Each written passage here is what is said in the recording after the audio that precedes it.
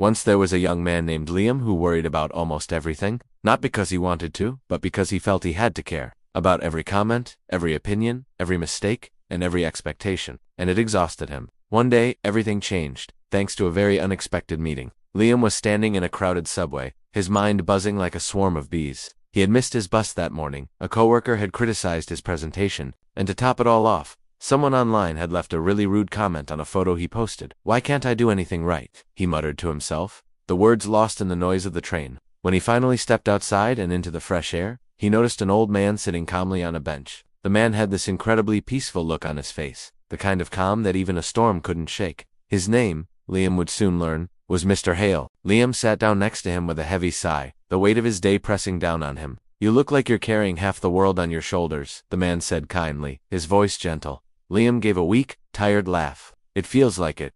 Mr. Hale tapped his cane lightly on the ground.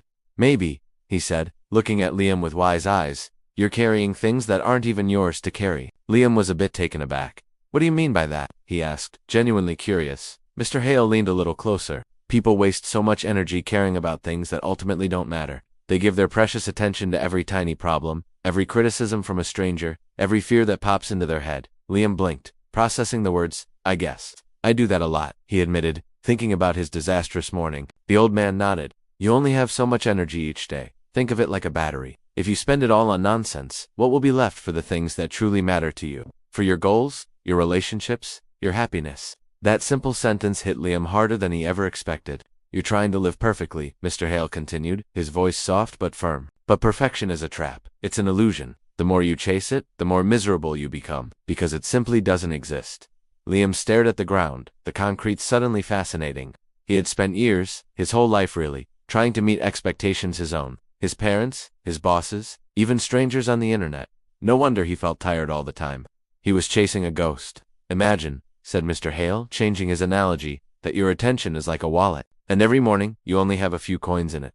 Liam listened closely, captivated. Why would you spend those precious coins on the opinions of strangers who don't know you? On replaying every little mistake you made over and over? On every single fear that pops into your head? He paused, letting the question hang in the air. When everything matters, then nothing truly does. Liam felt that sentence sink deep into his chest. It was a paradox he had never considered. By trying to care about everything, he was effectively devaluing the things that should have been his priority. "But what about all my problems?" Liam asked, his voice almost a whisper. "I can't just ignore them." Mr. Hale tapped his own forehead gently. "Everyone has problems. It's part of the human experience. You can't escape them. But here's the secret. Some problems are worth caring about, and some aren't." He chuckled softly to himself. "The trick isn't to have no problems. The trick is to choose better ones."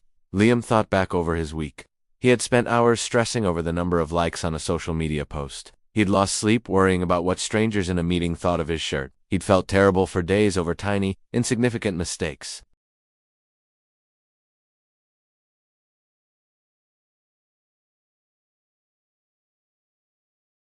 Mr. Hale continued, his wisdom flowing like a calm river.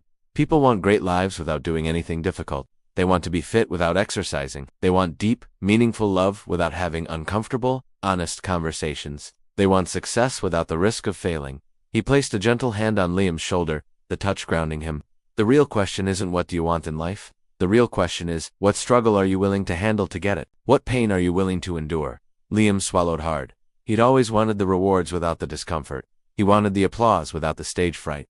Maybe that was why he never felt truly satisfied. He was avoiding the very process that created value. "And remember this," Mr. Hale added, his eyes full of compassion. "Making mistakes is normal. Failing is normal. It doesn't mean you're a failure. It means you're trying. It means you're in the game." He tapped his own heart. "I'm old enough to know this. Nobody dies with a perfect life. But many people die regretting that they lived the wrong one, a life spent chasing other people's approval instead of their own fulfillment." Liam understood exactly what he meant. He felt a profound sense of clarity wash over him. In the weeks that followed that conversation on the bench, Liam began to see his life differently.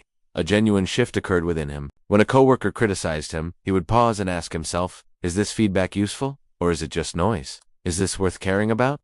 When social media started to feel noisy and overwhelming, making him compare his life to others, he thought, "Why am I wasting my energy, my coins on this?" And he'd simply put his phone down. When something went wrong at work, instead of spiraling into self-blame, he would take a deep breath and say, "Okay, this happened. What can I learn from this so I can do better next time?" He felt lighter, not because his life magically became easier, but because he stopped giving his energy away to everything and everyone. He was finally in control of his focus. One sunny afternoon, Liam found himself walking back to that same park. He returned to the bench where he had met Mr. Hale, hoping to thank him, but the bench was empty. The old man was nowhere to be found. On the seat, however, lay a small, simple card. Liam picked it up. On it was written only one sentence: "Protect your energy. Spend it on what matters." Liam smiled. It was the perfect summary of everything he had learned. He knew he would still have bad days. He knew he would still make mistakes and face challenges. But from now on, he wouldn't let everything control him. He would choose, consciously and carefully, what to care about. And that small change, that simple art of caring less about the trivial, changed everything. This story teaches us a few powerful lessons. First, that your energy and attention are your most limited, precious resources. Second, not everything and everyone deserves your attention. You have to be a gatekeeper of your own mind. Third, true happiness often comes not from adding more to your life, but from subtracting the things that drain you from caring deeply about the right things. And finally, that failure isn't the opposite of success. It's a fundamental part of growing. Just like Liam, we can all learn the subtle art of caring less about what doesn't matter, so we can care so much more about what does. Thanks for watching.